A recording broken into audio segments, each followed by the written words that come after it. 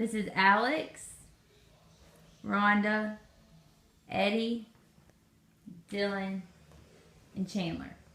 And I'm going to hand Chandler the phone to video my speech. My name is Toree Burgess. I am in Gregory Toney's Speech 205 class for the summer term, and I'm doing an informative speech essay on rodeos. Okay. Everybody has something they love to do, and we're all different. Whether it's sports, cooking, reading, anything, everyone has a hobby. I mean, your hobby could even be just laying around the house, being lazy, if that's your thing. When I was in the 6th grade, I was introduced into the world of rodeo. I know many people may not know anything about rodeos or even know what a rodeo is. Neither did I at first, but then I started to pursue it and it became my passion.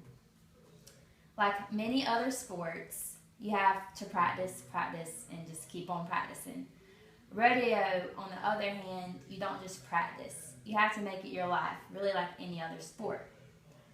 Rodeoing is also a very expensive sport, or as my dad likes to call it, an investment. Most people do not know how rodeos are set up, so I'm going to give a little bit of insight and background information on how the rodeo world works. Rodeos are held by different associations. The ones I compete in are called Foothills Youth Rodeo Association, South Carolina High School Rodeo Association, and the National Barrel Horse Association. There are hundreds of different associations for rodeos, and you can kind of just pick which one you want to be in. It doesn't really matter which one, but they're like different ones for different things. And when you start out in a youth association, you're like from the ages from like whenever you want to start until 18. And as you get older, you compete in pro rodeo associations. High school rodeo is just like any other sport in high school. You compete in the rodeo against other riders from any high school in the state. Then at the end of the season, you compete in the state finals. And then they take the best from the state finals and put them all on a team, which becomes the South Carolina High School Rodeo team. Whenever they get that team together, they then compete in the National High School Rodeo Finals, which is held in Wyoming. Then whoever wins the finals becomes like the national champions. So like a football team, they go to state, and then like in college, you have the national championship. And one thing that is different about high school rodeo is if you win, you don't get money. You get points. And instead of just having a big payout at the end of the finals, if you win, you are also being looked at by colleges and being offered scholarships just like any other sport. And when you get a scholarship, you can either be given money to go be on the rodeo team or just to be put on the rodeo team. It really is just like any other sport in high school, but with animals. Any other rodeo association not affiliated with high school rodeo, your winnings consist of money. You don't get points, so whoever has the most money at the end of the year wins the event. You can earn up to 5th place, so whoever wins 1st place gets the most money.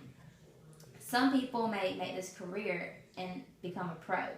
They win money, and the pros can win up to $1 million a year. They compete in different pro rodeo associations all around the U.S.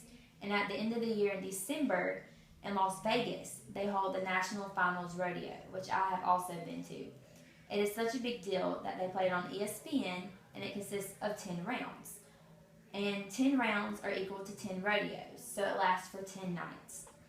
Whoever wins the finals also wins the title of the World Champion, which is also considered like in the Super Bowl. It's also known as like the Super Bowl, you're the national champions, and that's what they get. And there's about 10 champions considering how many events are in the rodeo. And they make it their life, and they just spend their life on the road traveling and going to compete in rodeos all over the world. And some other background information like rules to rodeos is there's a dress code involved. The riders have to meet a certain dress code to even be able to be on a horse. To be on a horse in the arena, the rider has to have a button-up long-sleeve shirt with a collar, blue jeans, boots, and a cowboy hat. And if anyone does not meet the dress code standards and makes a run in the arena, you can be given a penalty. The penalty is probably like around $25 depending on which association you're in, and you have to pay that after you run. And I also bet you're wondering, how does the association get the money to pay the riders if they win? Well, each rider has to pay an entry fee of $25 for each event. They then put that money all together and divide it up between the 5 money earning places. So like first place gets the most money and fifth place gets the least amount of money. That's why it's so important to practice, because if you go out there and lose, you lose all your money. So basically the difference between rodeos and another sport is, even if you lose in another sport, you don't really like lose the money you put into it. So in rodeos, you can either win back your money or just give it, basically you're giving it to another person. And a lot of people do not understand rodeo at all because it's not that popular of a sport here, and only a handful of people do it around here that I even know of. And it's really just like any other sport. You have to be good at it, you have to practice, and you have to be able to take losing as a thing, because it's going to happen sometime or another. And like, it took me a super long time to get good at it, and losing came really, really hard, knowing that you like practice for so long and there's still someone that's going to be better than you. But that's why it's so much alike to another sport, but also it's unique in its own way. And it became my passion, and I'm glad that I could give y'all all a glimpse into the rodeo world.